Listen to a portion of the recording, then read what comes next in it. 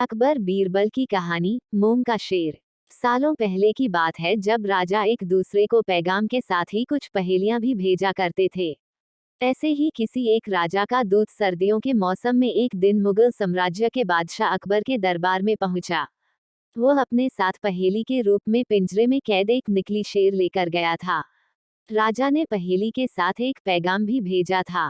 पैगाम में लिखा था कि क्या मुगल राज्य में कोई ऐसा बुद्धिमान है जो पिंजरे और शेर को छुए बिना शेर को बाहर निकाल सके।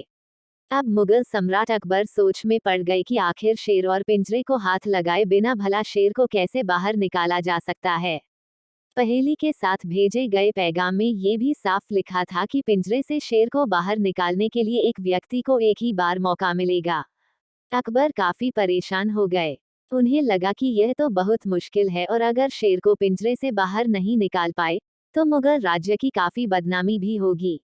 ये सब सोचते सोचते उन्होंने दरबार में मौजूद सभी की तरफ देखते हुए पूछा, है कोई जो इस पहेली को सुलझा सके। लेकिन हर कोई इसी सोच में डूबा था कि आखिर यह संभव कैसे हो सकता।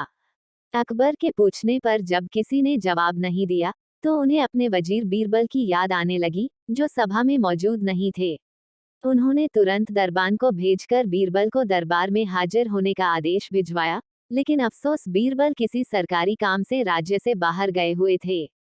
रात भर अकबर इसी सोच में डूबे रहे कि आखिर पहेली को कैसे सुलझाया जाए। दूसरे दिन फिर दरबार लगा, लेकिन बीरबल की कुर्सी खाली देखकर अकबर उदास हो गए। बादशाह ने एक बार फिर दरबारियों से पूछा, क्या किसी के पास इस शेर को पिंजरे से बाहर निकालने की कोई तरकीब है।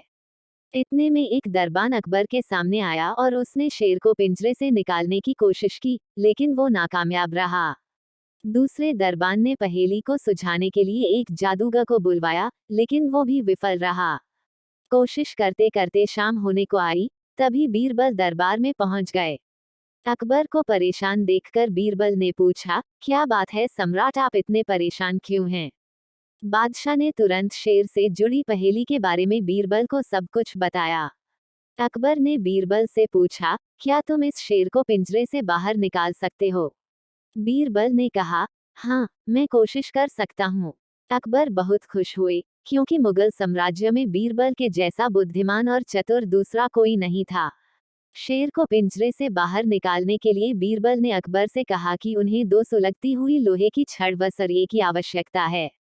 शहंशाह ने तुरंत इसकी व्यवस्था करने को कहा। जैसे ही बीरबल को लोहे की छड़ मिली तो उन्होंने पिंजरे को छुए बिना छड़ को अंदर पहुंचाकर उसे नकली शेर पर रख दिया।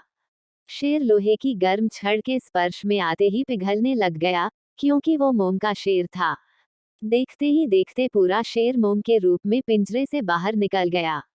बीरबल की इस अक्लमंदी पर अकबर बहुत प्रसन्न हुए। उन्होंने बीरबल से पूछा, अरे, आखिर तुम्हें पता कैसे चला कि यह पिंजरे के अंदर मोम का शेर कैद है। बीरबल ने बड़ी ही नम्रता से जवाब दिया, हजूर, बस शेर को गौर से देखने की जरूरत थी। मैंने जब पहेली के बारे में जानने के बाद उसे गौर से देखा तो लगा कि यह मोम का शेर हो सकता है। साथ ही राजा ने ये भी नहीं बताया था कि शेर को कैसे बाहर निकालना है, तो मैंने उसे पिघलाकर बाहर निकाल दिया।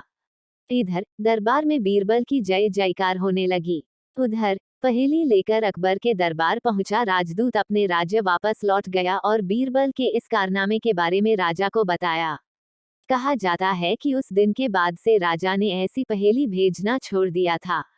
मोम का शेर कहानी से सीख, अक्लमंदी से सब कुछ संभव है। हर जगह बल नहीं, बल्कि बुद्धि का प्रयोग किया जाना चाहिए। दिमाग से हर समस्या का समाधान हो सकता है।